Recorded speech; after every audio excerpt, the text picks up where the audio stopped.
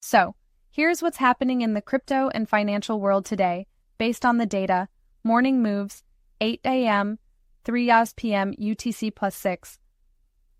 The market's looking green, positive, early on because Japan's economic data hasn't improved, which is weakening the yen. Meanwhile, China's central bank, PBOC, is still pumping money into the system without withdrawing any, and the U.S. reverse repo program, RRP, rates are still climbing. So, liquidity is flowing, and that's helping the market. Midday dip, 4 p.m., 6 p.m. UTC plus 6. Things might turn red, negative, for a bit here. No major data is driving the market, so it's likely just some profit-taking or minor corrections. Evening recovery, 7 p.m., 10 p.m. UTC plus 6. The market could go green again during this time since there's no significant data expected. It's a quiet period, so the market might just drift upward. Late night drop, 10 p.m., 12 a.m. UTC plus 6. Another red phase is expected here. Again, no major data, so it's likely just market noise or minor adjustments. Early morning surge, 1 a.m., 8 a.m. UTC plus 6. The market might turn green again as the U.S. RRP rates could rise further, signaling more liquidity in the system. Housing market insights: existing home sales are up, which aligns with the recent rise in housing starts. This is a good sign for the housing market overall, even though some forecasts had predicted a drop. It shows that the housing sector is firming up, and other related metrics like new home sales, building permits, and NAHB, National Association of Home Builders, data are also improving. The only weak spot is pending home sales, which are still lagging. The lesson here? Trust the data, not just the forecasts. Sometimes the market surprises you, and that's okay. Mistakes happen, but they help you learn and get better. Liquidity and inflation. Liquidity in the market seems to have hit its bottom, and keeping it there for too long could risk a recession. That's why Trump was upset when the Fed paused rate hikes. But by April 2025, liquidity is expected to improve as the Fed slows down its quantitative tightening, QT, reduces RRP, and increases the M2 money supply. Plus, the debt ceiling will likely be raised, which will inject more money into the system. Trump's complaints are mostly political drama, but the reality is that rising liquidity will likely push inflation higher by March. We're already seeing signs of this in the housing market data.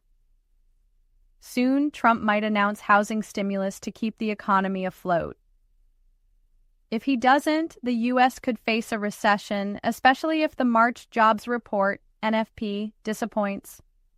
Japan's inflation and the yen. Japan's inflation is down for now, which is strengthening the yen. But this is temporary because by April, minimum wages, UMR, will rise, boosting consumption slightly.